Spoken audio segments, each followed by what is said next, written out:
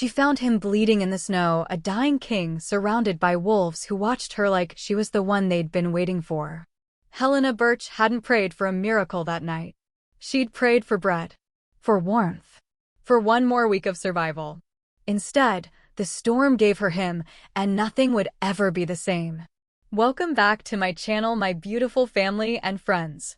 If you're hooked in and you're ready to enjoy the story, click subscribe and let me know in the comments where you're watching from, because tomorrow I will be giving you another story just as interesting as this one. And you don't want to miss it. Now let us begin. Snowstorms had a way of swallowing the world whole. But on the night everything changed, this storm felt personal, almost vindictive. The sky held like something alive, flinging needles of ice at anyone foolish enough to exist outdoors. Helena Birch was one such fool. Lantern in hand, she trudged through knee-deep snow behind her cabin, her white hair whipping around a face so pale it nearly vanished against the winter. She was used to the cold by now. 9 winters alone had taught her that. 9 winters of chopping her own firewood. 9 winters of stretching every scrap of bread. 9 winters of raising 2 children in a cabin held together by stubbornness and prayer. She only meant to check the animal traps. A rabbit, maybe. A squirrel, if she was lucky. Enough to feed her children for another few days. She did not expect to find a blood-soaked giant face down in the snow. Helena stopped dead.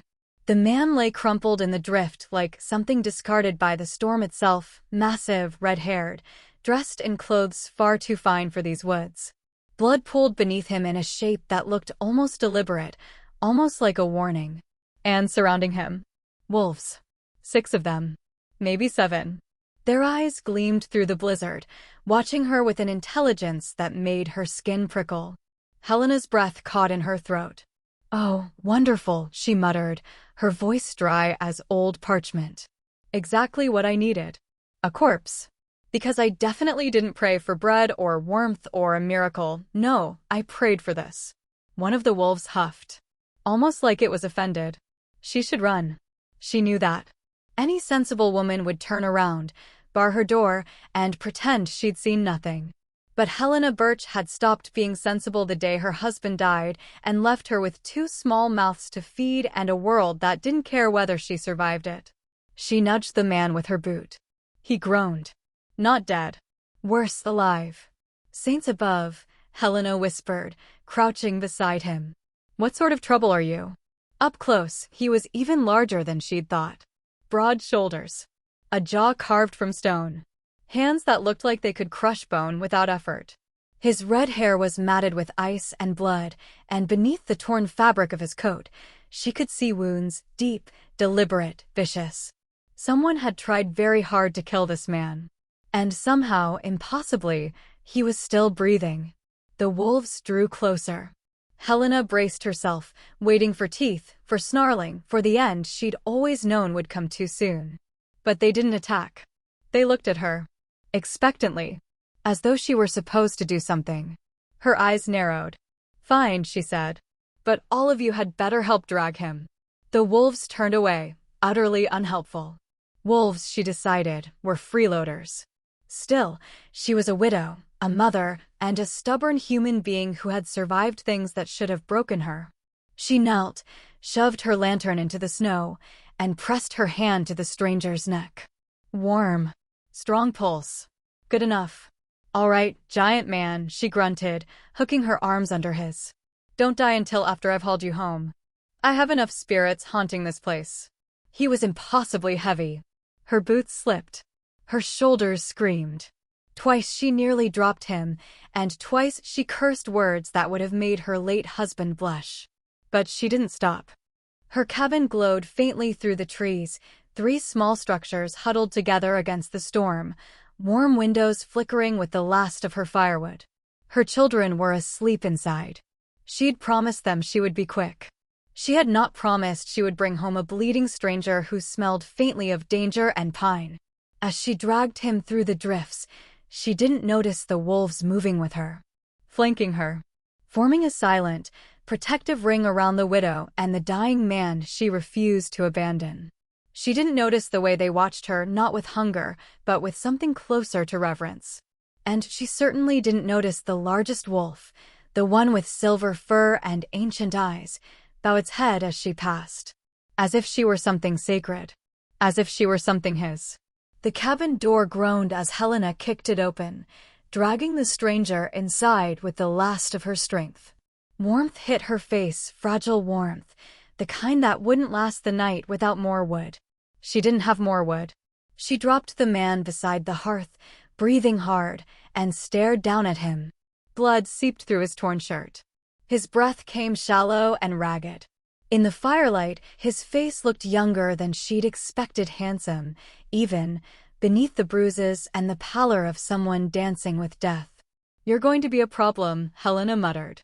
"I can already tell." He didn't answer. Of course he didn't. She peeled back his ruined coat and hissed through her teeth. The wounds were worse than she'd thought, claw marks, deep and jagged, layered over what looked like older scars. And beneath it all, threading through his veins in sickly black lines. Poison. Helena's stomach dropped. She wasn't a healer. She was a widow who knew how to set snares and stretch soup and tell her children stories so they'd forget they were hungry.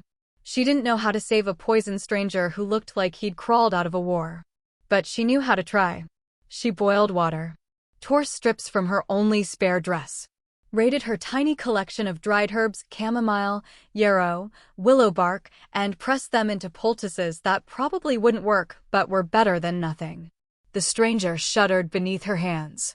His skin burned with fever, yet he shivered like he was freezing. Twice, he murmured something in a language she didn't recognize, guttural, ancient, laced with power. Twice, the wolves outside howled in answer. Helena worked through the night. She didn't sleep. She barely breathed. And when dawn finally broke, pale and thin through the frost-covered windows, the stranger was still alive. Barely, but alive. "Mama?" Helena spun. Her daughter stood in the doorway to the back room, small and sleep-rumpled, clutching a ragged doll to her chest.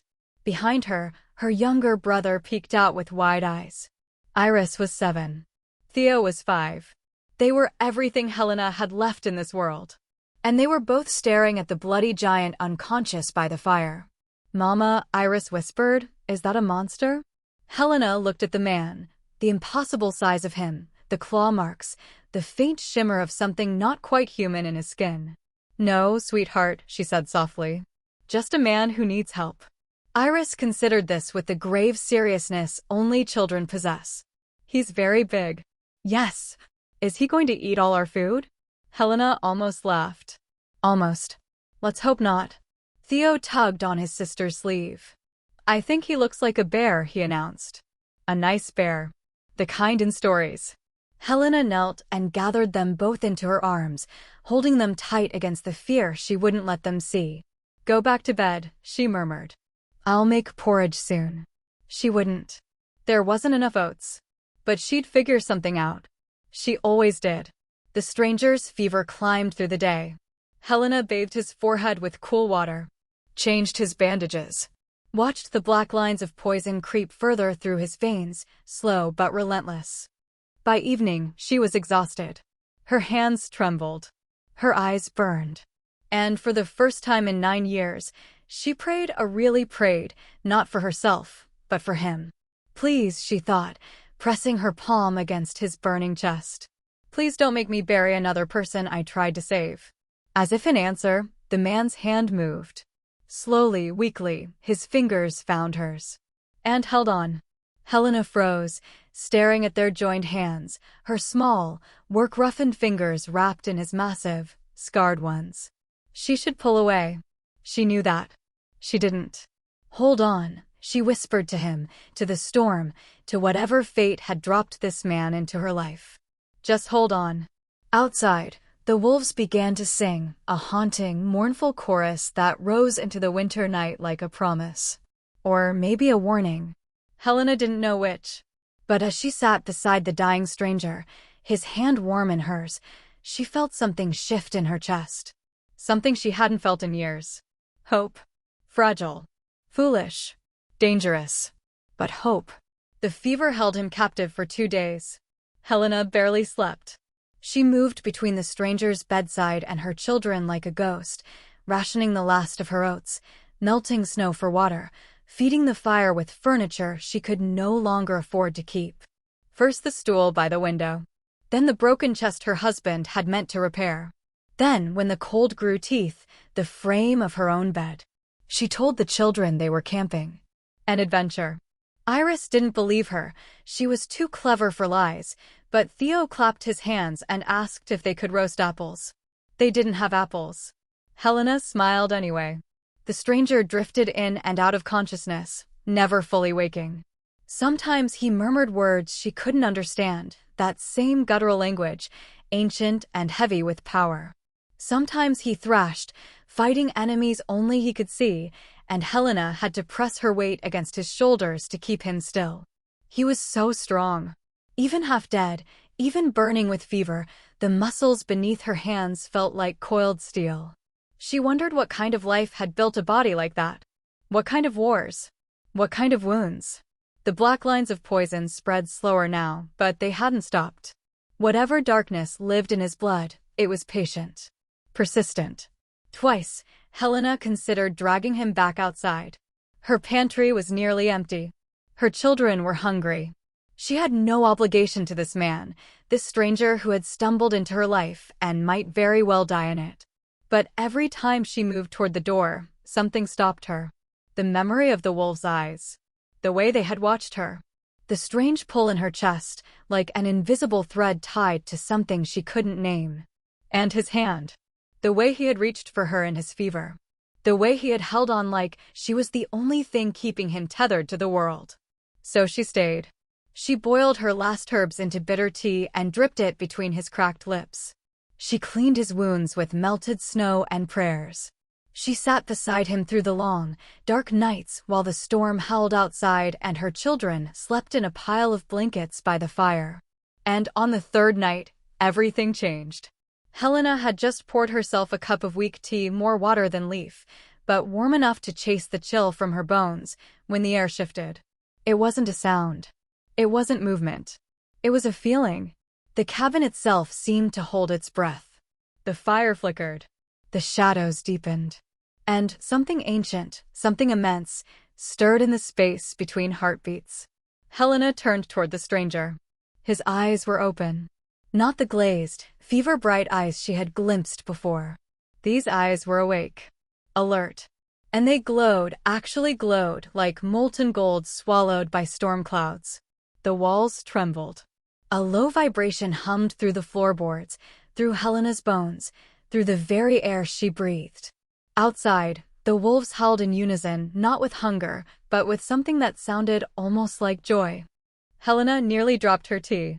The man shot upright with supernatural speed, muscles coiling, hands reaching for a weapon that wasn't there. His gaze swept the cabin, assessing, calculating, dangerous, before landing on her. He froze. Helena's heart hammered against her ribs. She should speak. Should move. Should do something other than stand there like a deer caught in torchlight. But his eyes held her pinned. Those impossible, glowing eyes that seemed to see straight through her skin to the bone beneath. Then he winced. The tension in his body crumpled, and he sank back onto the bedding with a groan that was almost human. Easy, Helena managed, finding her voice at last. She crossed to him quickly, pressing one hand against his chest before he could try to rise again. You lost half your blood in my front yard. You're not going anywhere except horizontal. He stared at her. Really stared. As if she were sunlight after years underground. As if she were water in a desert. As if she were something impossible and precious and completely unexpected. You saved me, he murmured. His voice was deep and rough, scraped raw by fever and disuse. Why? Helena raised an eyebrow. Because apparently I enjoy bad decisions. His lips twitched. Just barely. A hint of humor breaking through the intensity of his gaze. Then something heavier settled in his expression, wonder, awe, and a recognition that made her stomach flip. My wolf, he whispered. He's kneeling. Helena blinked. I beg your pardon? My wolf. He pressed a hand to his chest, fingers splayed over his heart. He lives here. Inside me. And he's kneeling. Before you. She stared at him for a long moment. Then she shook her head. Nonsense. Wolves can't kneel. He's kneeling, the man insisted. His voice held no doubt. No hesitation. Only absolute, unshakable certainty. I've never, in all my years, he's never. He trailed off, still staring at her with those molten eyes. Helena crossed her arms. Marvelous. You're delirious. That's what 3 days of fever will do to a person. Now lie still before you tear your stitches. But even as she spoke, she felt it. Something stirring beneath his words. Something ancient and vast, curling softly around her like invisible smoke. It brushed against her skin, her thoughts, the secret places in her heart she had locked away years ago. It felt like recognition. It felt like home. She shoved the feeling aside. She was tired. Hungry. Imagining things. That was all. Who are you? She demanded, her voice sharper than she intended. And why were you bleeding to death in my woods surrounded by wolves who apparently take orders from no one? The man studied her face as if memorizing every detail, the sharp line of her jaw, the shadows beneath her pale eyes, the stubborn set of her mouth. Then he spoke. I am Edward, Alpha King of the Western Wilds. The words hung in the air between them. Helena waited for the punchline. For the fever laugh. For some sign that this was a joke, a hallucination, anything other than the impossible truth she saw written in his face. It didn't come. Of course you are, she said flatly. And I'm the queen of not having time for this. But her sarcasm felt hollow. Because she looked at him, really looked, and she saw it now. The way he held himself even while wounded. The command in his voice even when barely conscious. The wolves outside who had guarded him, guarded her, with an almost religious devotion. He was telling the truth. And she had saved him. She, Helena Birch, widow, mother, survivor of 9 brutal winters, had dragged a king from the snow and nursed him back from death's door. The universe, she decided, had a truly terrible sense of humor. Your name, Edward said softly. It wasn't a demand. It was something gentler. Almost reverent. Please. I need to know your name. Helena hesitated. Names had power, even she knew that. And giving hers to this man, this king, felt like handing him a piece of herself she might never get back. But he had asked. And despite everything, despite the strangeness, the danger, the impossible situation she had stumbled into, she found she couldn't refuse. Helena, she said. Helena Birch. Edward repeated it slowly, savoring each syllable like it was something precious. Helena. The way he said it made her skin warm. She turned away quickly, busying herself with the fire so he wouldn't see the flush creeping up her neck. Well, Your Majesty, she said, her voice deliberately light, you should know that your kingdom's hospitality leaves much to be desired. I found you half dead in a blizzard with nothing but wolves for company. They were protecting me, Edward said. They always do. They weren't doing a very good job of it. No. A pause. Heavy. Weighted. They weren't. Helena glanced back at him. The humor had faded from his face, replaced by something darker. Something haunted. Who did this to you? She asked quietly. Those wounds weren't made by animals. Edward's jaw tightened. No. They weren't. Then who? For a long moment, he didn't answer. His gaze drifted to the fire, to the dancing flames that cast shifting shadows across his scarred face. Someone I trusted, he said at last. Someone close to me. Someone who decided that the throne would look better without a king sitting on it. Helena's chest tightened. Betrayal. She knew that particular poison well, not from politics or power, but from the smaller, sharper wounds of everyday life. The neighbors who had turned away after her husband died. The merchants who had cheated her because they knew she was desperate. The world that had looked at a widow with 2 children and decided she wasn't worth helping. I'm sorry, she said. And meant it. Edward's eyes found hers again. In the firelight, the gold had faded to something warmer. Something almost human. Don't be, he said. You saved my life. That's more than anyone else has done. I dragged you through a snowstorm and fed you questionable tea. I'm not sure that counts as saving. It counts. His voice was soft. Certain. It counts more than you know. Something passed between them then, a current, a connection, a thread of understanding that Helena couldn't name but couldn't deny. She looked away first.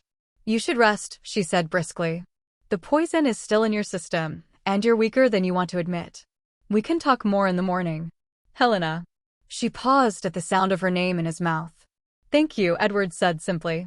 For everything. Helena nodded once, not trusting herself to speak. Then she retreated to the corner where her children slept, curling her body around theirs like a shield. But she didn't sleep. She lay awake in the darkness, listening to the stranger's breathing, feeling the weight of his presence fill her small cabin like something inevitable. A king. In her home. Calling her name like a prayer. The universe definitely had a terrible sense of humor. But as she finally drifted toward sleep, Helena Birch couldn't quite shake the feeling that this was only the beginning. The morning came gray and cold, the storm finally exhausted after 3 days of fury. Helena woke to the sound of her children whispering the urgent, barely contained whispers of small people trying very hard to be quiet and failing completely. He's awake, Iris hissed. Mama, the bear man is awake and he's looking at us. Helena sat up sharply, her heart lurching. She had overslept. The fire had burned low.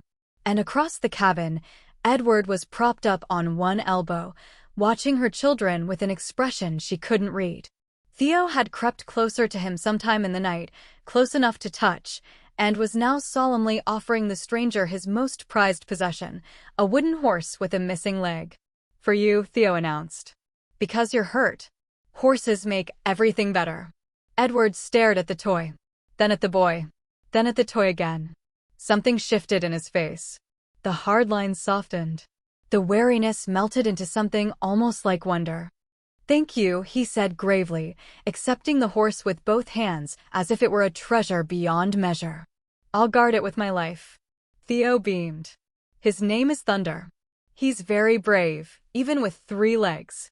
The bravest, Edward agreed. Helena watched this exchange with a strange tightness in her chest. She had expected many things from a king: arrogance, perhaps. Impatience. The casual dismissal of children by someone who dealt in wars and politics and power. She had not expected him to hold a broken wooden horse like it was made of gold. Children, she said, finding her voice. Come help me with breakfast. Iris obeyed immediately, casting suspicious glances at Edward over her shoulder.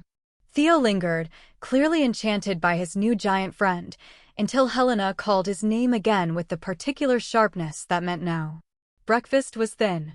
Watered porridge stretched with the last of their oats, sweetened with a precious spoonful of honey Helena had been saving for emergencies. The children ate without complaint. They had learned long ago not to ask for more, but Helena saw the way Iris looked at her bowl when it was empty.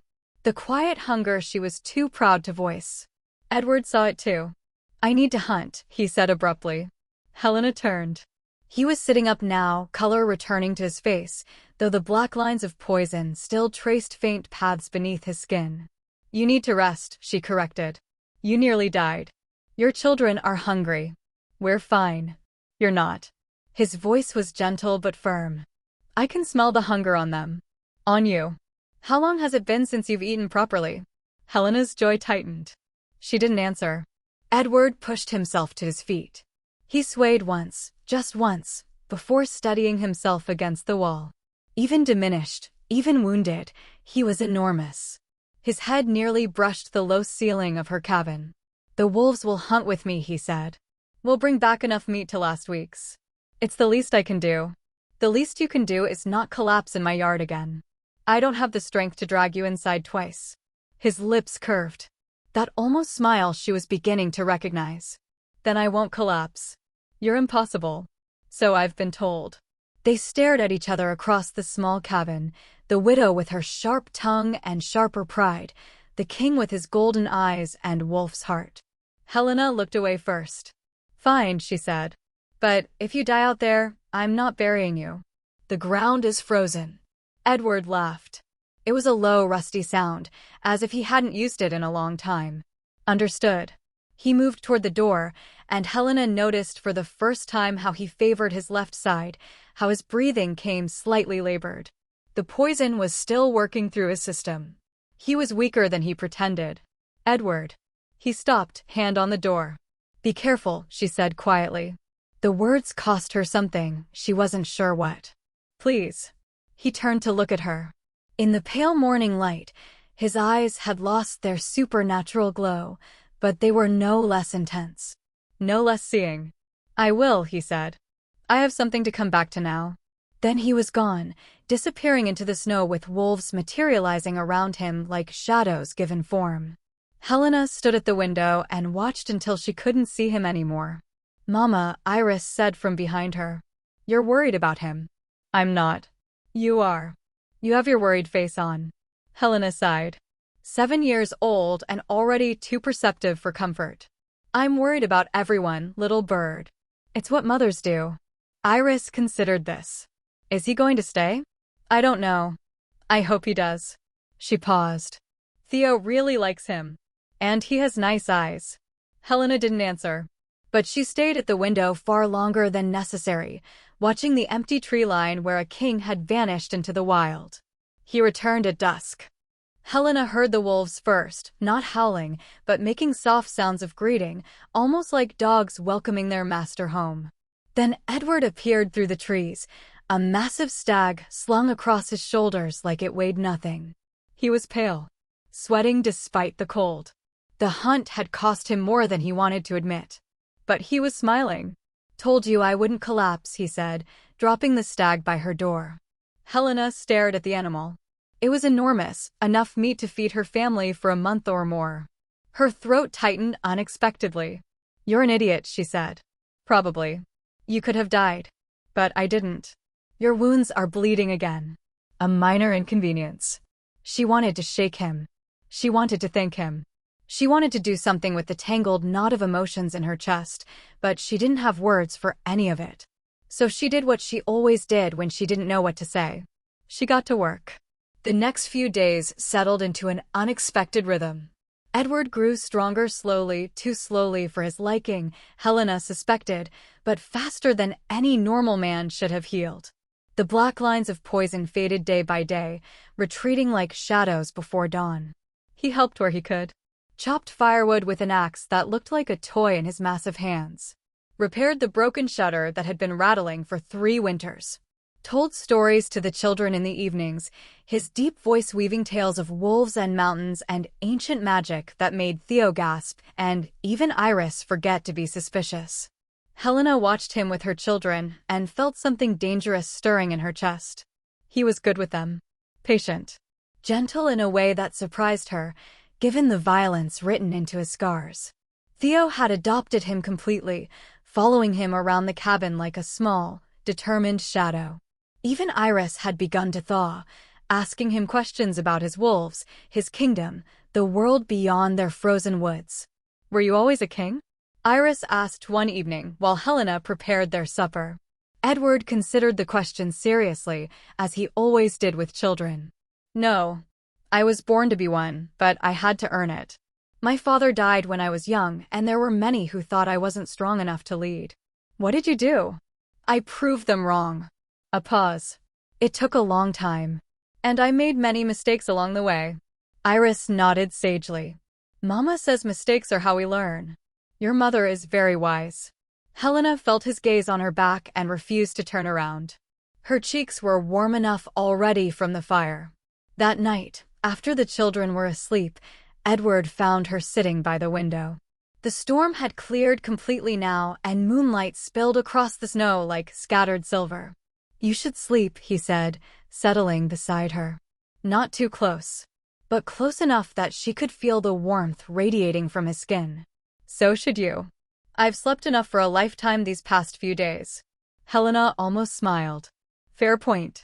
They sat in comfortable silence for a moment, watching the moon rise over the frozen trees. The wolves were out there somewhere, patrolling, hunting, doing whatever wolves did in the deep of night. Tell me about your husband, Edward said quietly. Helena tensed. She hadn't expected that. Why? Because he mattered to you. Because he gave you those children. Because understanding your past helps me understand you. Why do you want to understand me? Edward turned to look at her. In the moonlight, his face was all sharp angles and shadows, but his eyes were soft. Because you're the first person in a very long time who looked at me and saw a man instead of a crown. Helena's breath caught.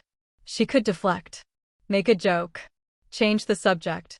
All the tools she usually used to keep people at a distance. Instead, she found herself speaking. His name was Tobias. We grew up together, two poor children in a poor village, dreaming of something better. He was kind, steady. He made me laugh, even when there was nothing to laugh about. She paused, the old grief stirring like embers. He died in a logging accident. A tree fell wrong. It was fast, they told me. He didn't suffer. As if that was supposed to make it easier. Did it? No. Her voice was barely a whisper. Nothing made it easier.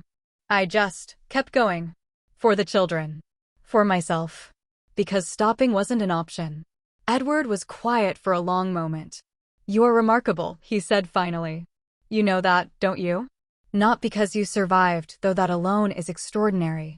But because you survived with your heart still intact. Still capable of kindness.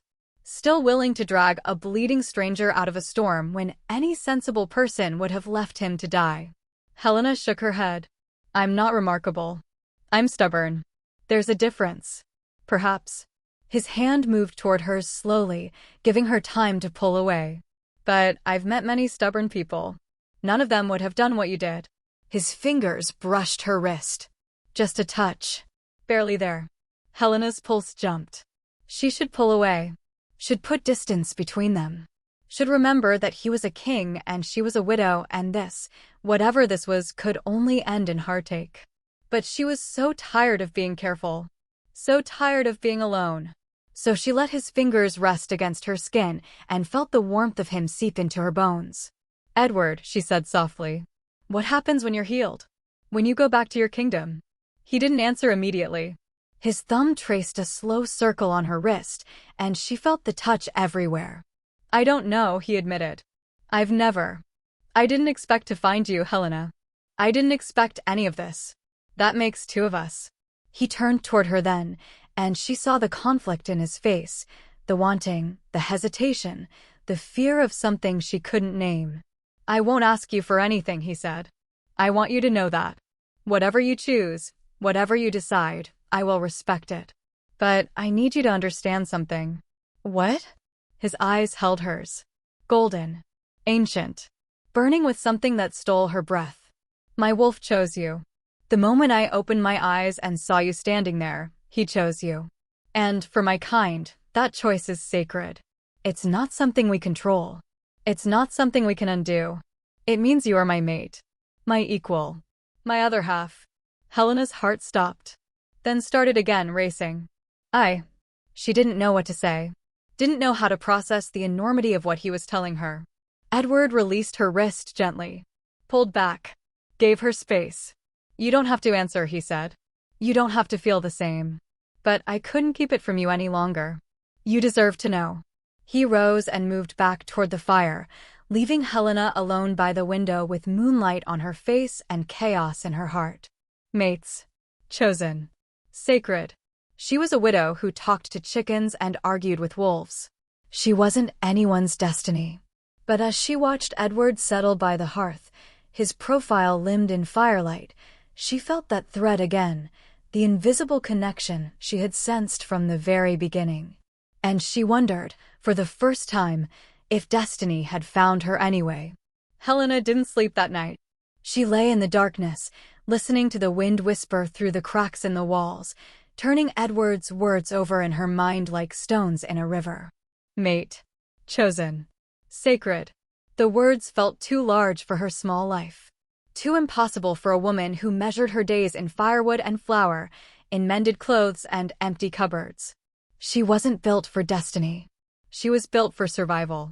And yet, when she closed her eyes, she could still feel the ghost of his fingers on her wrist.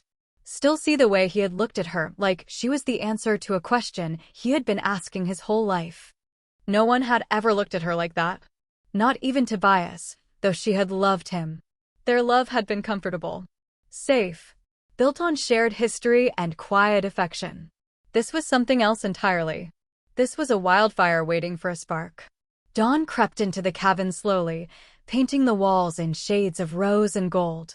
Helena rose before the children woke, moving quietly past Edward's sleeping form to start the morning fire.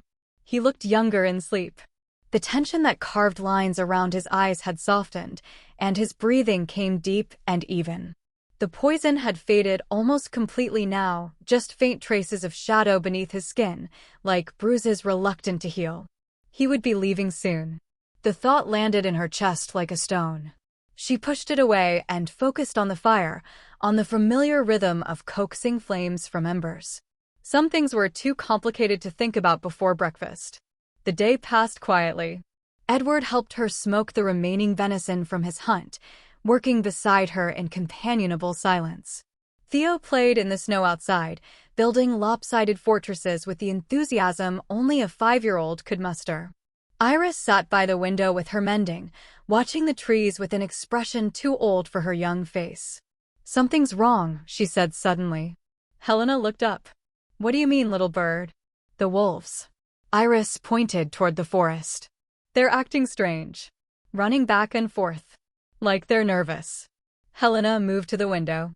She couldn't see the wolves from here, but she could hear them soft whines and restless movements, the sound of paws pacing through snow. Edward went still beside her. His head tilted, listening to something beyond human hearing. "Get the children inside," he said quietly. Helena's blood ran cold. "Edward, what? Now. Please." She didn't argue. The tone of his voice left no room for questions. She called Theo in from the snow, ignoring his protests, and gathered both children into the back room. "Stay here," she told them, keeping her voice calm despite the fear clawing at her throat. "Don't come out until I say. Do you understand?" Iris nodded, pulling Theo close. Her eyes were wide but steady. She understood more than Helena wished she did. "Mama," Theo whispered. "Is the bear man going to protect us?" Helena smoothed his hair back from his forehead. "Yes, sweetheart. He is." She closed the door between them and turned to find Edward standing at the window, every line of his body coiled with tension. "How many?" she asked. "At least a dozen. Maybe more." His jaw tightened. "They found me faster than I expected." "Who?" "The men who tried to kill me. My brother's soldiers." He turned to look at her, and his eyes had changed, no longer warm, but cold and hard as winter iron. "Helena, listen to me. Whatever happens, stay behind me. Don't try to fight. Don't try to run. Just stay close and let me handle this. You're still injured. I know. You could barely walk 3 days ago. I know. Edward." He crossed the room in 2 strides and took her face in his hands. The gesture was so sudden, so intimate, that Helena forgot how to breathe. "I will not let them hurt you," he said fiercely. "You or your children. Do you understand? I will die before I let that happen." She stared up at him, this impossible man who had crashed into her life like a meteor, and felt something crack open in her chest. "Don't you dare die," she whispered. "I didn't drag you out of that storm just to watch you throw yourself on a sword." His thumb brushed her cheekbone. Gentle. Reverent. "Then I won't." The moment shattered as the first sounds of movement reached them from outside. Metal clinking. Footsteps crunching through snow. The low murmur of voices that didn't belong in these woods. Edward released her and moved toward the door, rolling his shoulders like a predator preparing for battle. Helena grabbed the knife from the table, the curved, ornate blade Edward had carried when she found him. It felt strange in her hand. Too light. Too sharp. A weapon made for killing, not for cooking or skinning game. Edward glanced back at her. "Helena." "Don't," she said flatly. "I'm not hiding while you fight alone." Something flickered in his eyes. Pride, maybe. Or fear. Or both. Then the door exploded inward.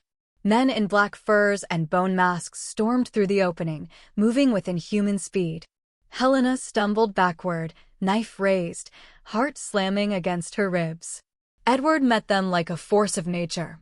Even wounded, even weakened, he was devastating.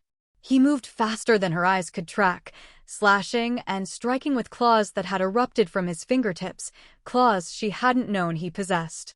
Blood sprayed across the cabin walls. Screams split the air. But there were too many of them. For every soldier Edward cut down, 2 more took his place. They fought with weapons coated in something dark and glistening, the same poison, Helena realized, that had nearly killed him before.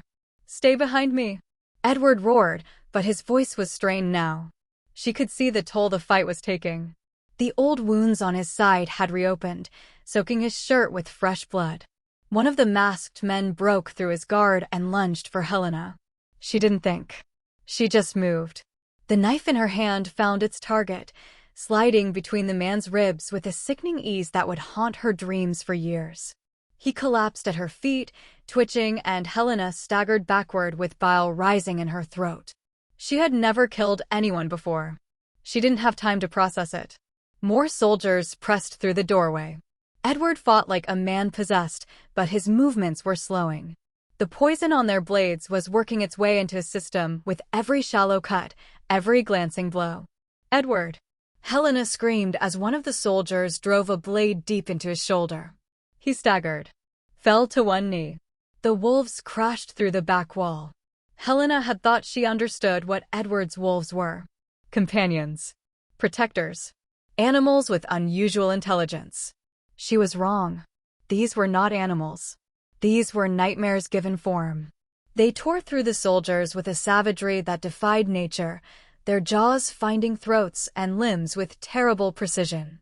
The cabin became chaos, snow and fire and blood and screaming. Helena pressed herself against the wall, knife clutched to her chest, watching the carnage unfold with horror and desperate hope. One of the masked men broke free from the melee and sprinted toward the back room. Toward her children. Helena moved before she could think. She threw herself at the man, driving her knife into his back with strength she didn't know she possessed. He howled and spun, backhanding her across the face with enough force to send her crashing into the wall. Stars exploded across her vision. Blood filled her mouth. She could hear Iris screaming. Theo crying. The sound of her children's terror cut through the chaos like nothing else. Helena tried to rise. Failed. The world spun around her. The soldier loomed over her, raising his poisoned blade. And then Edward was there. He appeared like vengeance incarnate, covered in blood and fury, and ripped the man's throat out with his bare hands. The soldier dropped without a sound. Edward collapsed beside her, chest heaving, wounds seeping. "Helena." His hands found her face, her shoulders, checking for injuries with frantic desperation. "Helena, are you?" "The children," she gasped. "Check the children." But the door to the back room was already opening. Iris stood in the doorway, Theo clutched against her side, both of them pale and shaking but alive. Helena sobbed with relief. Around them, the battle was ending. The last of the soldiers fled into the night, pursued by wolves who showed no mercy. Bodies littered the cabin floor, and the air reeked of copper and smoke. Edward pulled Helena into his arms, holding her so tightly she could feel his heartbeat against her cheek, rapid, unsteady, but there. "I'm sorry," he breathed into her hair. "I'm so sorry. This is my fault. I brought this to your door." Helena wanted to argue. Wanted to tell him that she had chosen to save him, chosen to keep him, chosen every moment that had led to this blood-soaked night. But the words wouldn't come. She just held on and let herself shake. Iris crept closer, Theo still attached to her hip. Her face was tear-stained but determined. "Is it over?" she asked quietly. Edward lifted his head, looked at the child, at the destruction surrounding them. "For now," he said. "But they'll come back." Helena felt the truth of those words settle into her bones. This wasn't the end. This was only the beginning. The silence after battle was its own kind of violence. Helena sat on the floor of her ruined cabin, back against the wall, watching Edward's wolves drag the bodies outside. She should help. Should do something. But her hands wouldn't stop shaking, and every time she closed her eyes, she saw the man she had killed, the way the knife had slid into him, the way he had crumpled, the way his blood had spread across her floor like spilled wine. Theo had fallen asleep in her lap, exhausted by terror. Iris sat beside her, silent and watchful, her small hand wrapped around Helena's wrist as if afraid she might disappear. Edward knelt by the fire, bare-chested now, while one of the wolves, the silver one with ancient eyes, pressed its muzzle against his wounded shoulder. Steam rose from the contact. The wolf was healing him, Helena realized. Somehow. Impossibly. Nothing about this night made sense. Nothing about this life made sense anymore. The children should sleep, Edward said without turning around. It's late. They've seen too much. They've seen what they needed to see. Helena's voice came out hollow. Empty. They live in a world with monsters now. Better they understand that. Edward flinched as if she had struck him. The silver wolf pulled back, and Helena watched the wound on Edward's shoulder close, not completely, but enough. The bleeding stopped. The torn flesh knitted together, leaving behind an angry red scar that would fade with time. He turned to face her then, and she saw the devastation in his eyes. Not from the fight. From her. From the flatness in her voice, the distance she had put between them. Helena, he said softly. I never meant for this to happen. I know. If I had known they would find me so quickly, I would have left. I would never have put you and your children in danger. I know that too. He moved toward her slowly, as if approaching a wounded animal. When he reached her, he lowered himself to the ground, keeping space between them, respecting the wall she had built. Talk to me, he said. Please. Tell me what you're thinking. Helena laughed, a brittle, broken sound. I'm thinking that I killed a man tonight. I'm thinking that my children watched me do it.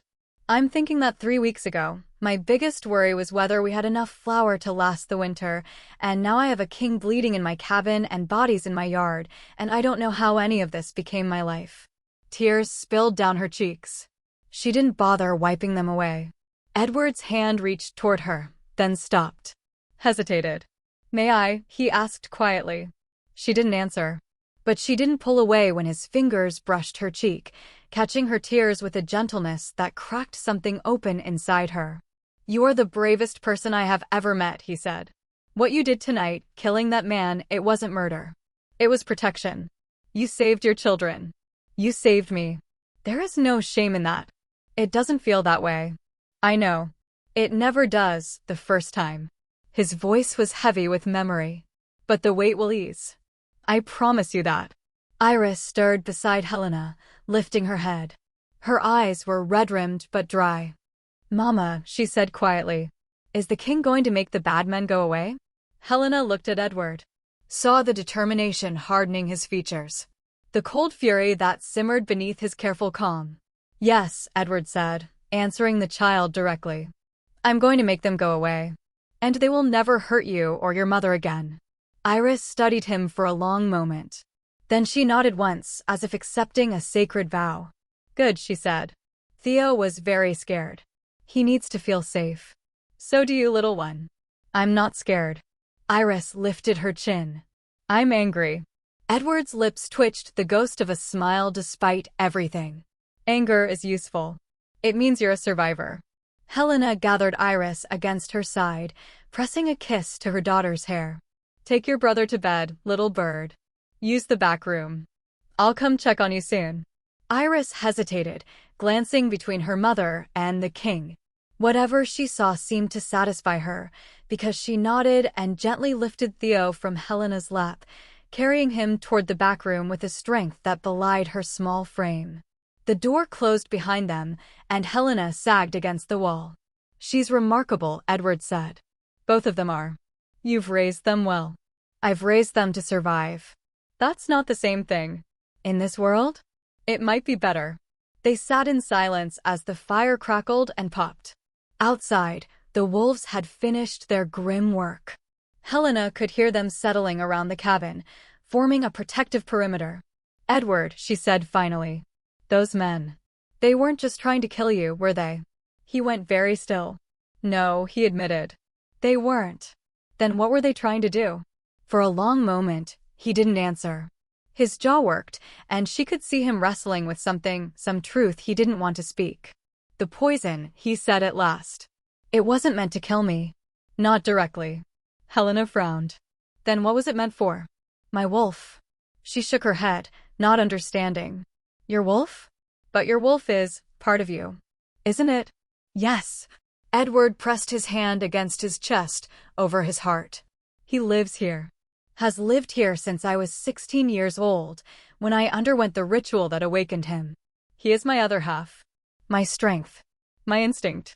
The source of everything that makes me alpha. So if they killed your wolf, I would survive. But I would be nothing. An empty shell.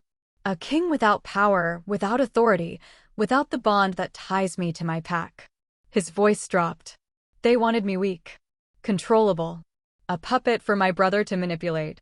Helena absorbed this slowly. The cruelty of it took her breath away, not a clean death, but a slow destruction. A stripping away of everything that made Edward who he was. But they failed, she said. Your wolf is still alive. I can see it in you. Yes. Edward turned to look at her, and something shifted in his expression. Something raw and vulnerable and terrifying. Because of you. Me? I didn't do anything. I just cleaned your wounds and made you drink terrible tea. Helena. He reached for her hand, and this time she let him take it. His fingers were warm around hers, rough with calluses, impossibly gentle. The poison was working. I could feel my wolf dying, fading, slipping away into darkness. By the time you found me, he was almost gone. Her throat tightened. Then how? When I woke up, he was kneeling. I told you that. But I didn't explain what it meant. Edward's grip tightened on her hand. My wolf found his mate. In that moment, in the space between death and life, he found you. And that bond, that connection, it saved him. Gave him something to hold on to. Something to fight for. Helena's heart stuttered. The poison was designed to sever the bond between a wolf and his host, Edward continued. But it couldn't sever a mate bond. That connection is older. Stronger. Sacred in ways even the darkest magic cannot touch. She stared at him, struggling to process the enormity of what he was saying. You're telling me that I saved your wolf? That I'm the reason you're still, you? Yes. And that makes me your mate. The word hung between them, heavy with meaning. It makes you my mate, Helena. My equal. My other half.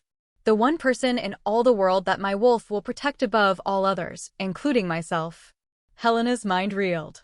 She thought of the wolves who had guarded them during the attack, throwing themselves between her and the soldiers. She thought of the way Edward had fought, half dead and desperate, refusing to fall while she was still in danger. She thought of the silver wolf pressing its muzzle to Edward's wounds, healing him with ancient magic. I don't understand, she whispered. I'm just a widow. A mother. I'm nobody. You are everything. Edward brought her hand to his chest, pressing her palm flat over his heart. Beneath her fingers, she could feel the steady rhythm of his heartbeat and something else. Something deeper. A pulse of warmth that seemed to reach out and wrap around her like an embrace. His wolf. She could feel his wolf. He knows you, Edward said softly. He knew the moment you touched me in the snow. That's why the pack protected you. That's why they brought me to your door instead of carrying me back to my kingdom. They knew, Helena. They knew you were meant to be ours. Tears streamed down Helena's face. She couldn't stop them.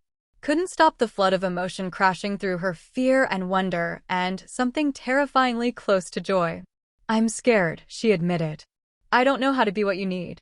I don't know anything about wolves or kings or mate bonds. I'm just trying to keep my children alive. I know. Edward cupped her face in his hands, wiping her tears with his thumbs. And I will never ask you to be anything other than what you are. But Helena, I choose you. Not because my wolf did. Not because fate demanded it. I choose you, your courage, your stubbornness, your terrible jokes, and your fierce heart. I choose all of it. Have you ever had a moment where everything you thought you knew about your life suddenly shifted? Where the ground beneath your feet turned to water, and you had to decide whether to sink or swim? Helena Birch stood at that crossroads now, looking into the golden eyes of a king who was asking for nothing and offering everything. She thought of Tobias. Of the quiet, steady love they had shared. Of the life she had built from the ruins of his death, small and hard and desperately lonely. She thought of her children, sleeping in the next room, trusting her to keep them safe. She thought of Edward, who had stumbled into her life bleeding and broken, and somehow made her feel less alone than she had in 9 years. And she made her choice. "I don't know how to do this," she said. "I don't know if I can be what you need. But I want to try. If you'll be patient with me. If you'll give me time." Edward's smile was like sunrise breaking over the mountains. "Helena," he said, "I would wait forever." He leaned forward, slow and careful, giving her every chance to pull away. When his lips brushed her forehead, soft, reverent, barely there, Helena felt something unlock inside her chest. Something that felt like hope. Something that felt like home. Outside, the wolves began to sing, not a mournful howl this time, but something brighter. Something that sounded almost like celebration.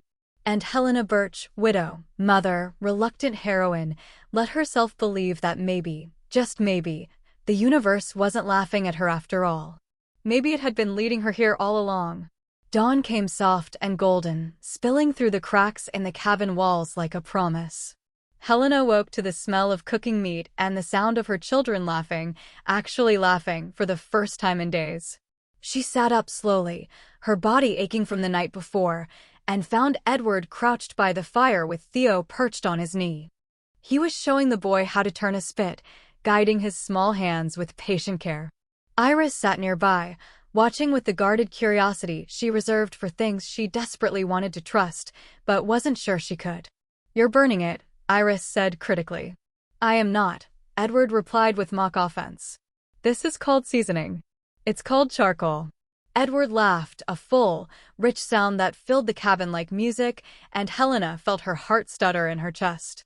He looked different this morning. Stronger. The wounds from the battle had faded to pale scars, and the black lines of poison had vanished completely. His wolf had healed him, she realized. Now that the mate bond was acknowledged, now that he had something to fight for, the darkness had no hold on him. He looked up and caught her watching. His smile softened into something private. Something just for her. "Good morning," he said. "Morning." She rose, wrapping a blanket around her shoulders. "How long have you been awake?" "A few hours. I couldn't sleep." He gestured toward the fire. "I thought I'd make breakfast." The wolves brought rabbits. "The wolves brought 5 rabbits," Theo announced proudly. "I counted." "Very impressive counting," Helena said, ruffling his hair. "Did you thank them?" "Edward says they don't like thank yous. He says they like scratches behind the ears." Helena glanced at Edward, raising an eyebrow. He shrugged. "They're wolves. They have simple pleasures." Despite everything, the blood, the terror, the impossible revelations of the night before, Helena found herself smiling.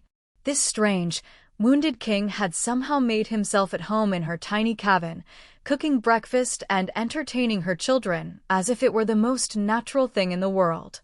As if he belonged here. Maybe he did.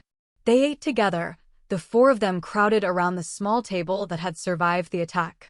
The food was simple but plentiful, and Helena watched her children eat with an appetite they hadn't shown in months. Edward caught her eye and nodded slightly, understanding passing between them without words. This was what he wanted to give her. Safety. Abundance. A life where her children didn't go to bed hungry. After breakfast, while the children played outside under the watchful eyes of the wolves, Edward drew Helena aside. "I need to tell you something," he said, his voice low and serious. Helena's stomach tightened. "That sounds ominous." "It's not. Or rather, it doesn't have to be." He took her hands in his, holding them gently. "My brother knows I'm alive now. The men who escaped last night will have reported back to him. He'll be gathering his forces, preparing for another attack." "How long do we have?" "Days.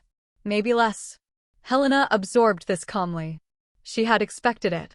Had known, on some level, that the peace of this morning was borrowed time. "What do we do?" she asked. "I go back to my kingdom," Edward said carefully. "I face my brother. I reclaim my throne. And me? The children." His grip on her hands tightened. "You stay here. You'll be safe. I'll leave wolves to guard you. Once I've dealt with my brother, I'll come back for you. I swear it." Helena studied his face. The determination there. the carefully concealed fear. "No," she said. Edward blinked. "No, I'm not staying here while you ride off to fight a war alone." She pulled her hands free and crossed her arms. "You nearly died in my yard, Edward. You think I'm going to sit by the fire and wait to hear whether you survived? Helena, it's too dangerous. Everything is dangerous. Life is dangerous. That didn't stop me from dragging your ridiculous body through a blizzard. This is different. My brother has an army. He has resources, allies, weapons. And you have me." The words hung in the air between them. Helena hadn't planned to say them, but now that they were spoken, she realized she meant them. Completely. Absolutely.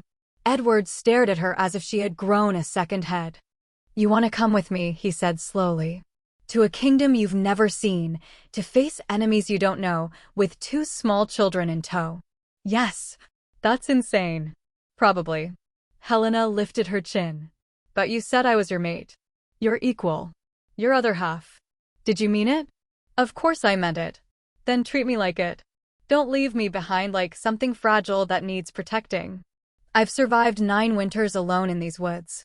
I've buried a husband, raised 2 children, fought off bandits and starvation and despair. I am not fragile, Edward. And I will not be left behind." For a long moment, Edward said nothing. He just looked at her, this fierce, impossible woman with white hair and pale eyes and a spine made of iron. Then he laughed. Not mockingly, not dismissively, but with something that sounded like wonder. "You are extraordinary," he said. "Do you know that?" "Absolutely extraordinary." "I know that I'm stubborn," Helena replied. "It's basically the same thing." Edward shook his head, still smiling. "My council is going to hate you." "Good.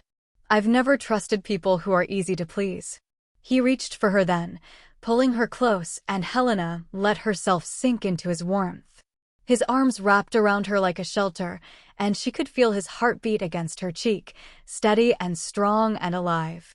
"If you come with me," he murmured into her hair, "there's no going back. You'll be part of my world. My pack. My life.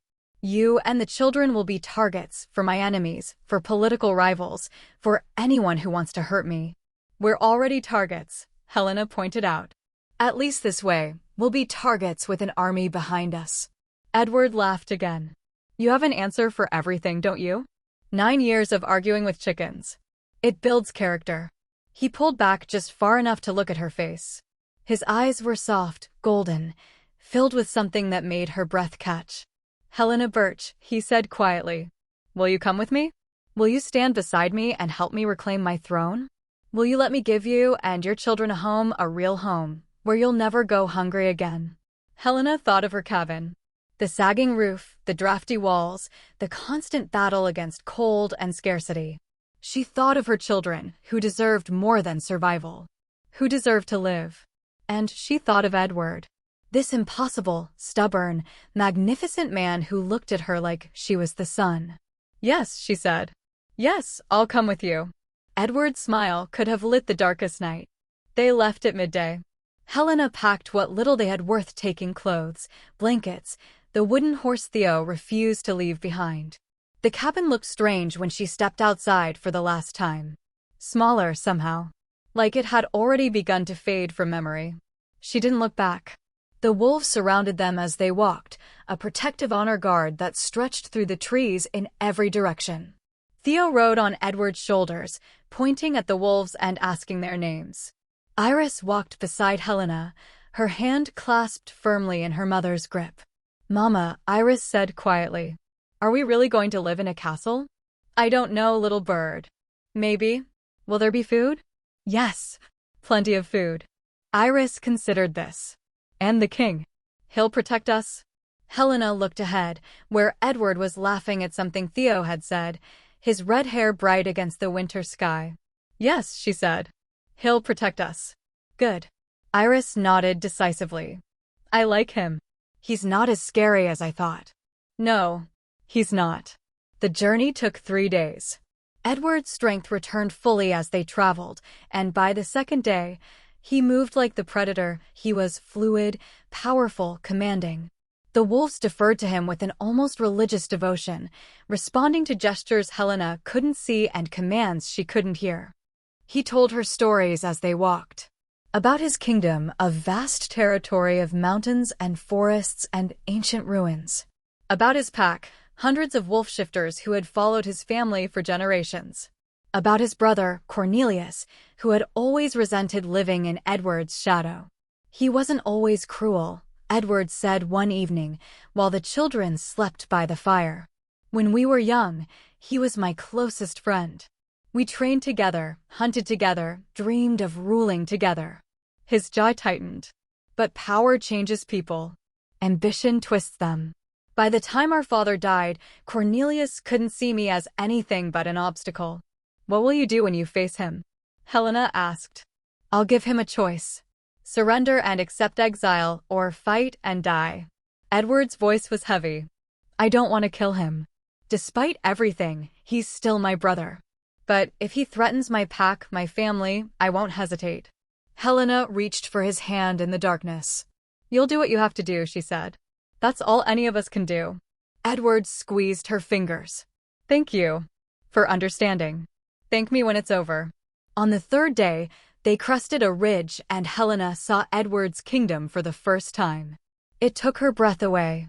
A vast valley stretched before them, carved between snow-capped mountains that touched the clouds. At its heart stood a fortress of dark stone, bristling with towers and banners that snapped in the wind. Smoke rose from 100 chimneys. Lights glittered in 1,000 windows. And surrounding it all, covering the valley floor like a living carpet, were wolves. Thousands of them. Helena stopped dead, her heart hammering. They came back, Edward breathed. They came back. A howl rose from the valley, one voice, then a dozen, then 100, swelling into a chorus that echoed off the mountains and shook the sky. The wolves were calling to their king, welcoming him home. Edward threw back his head and answered them.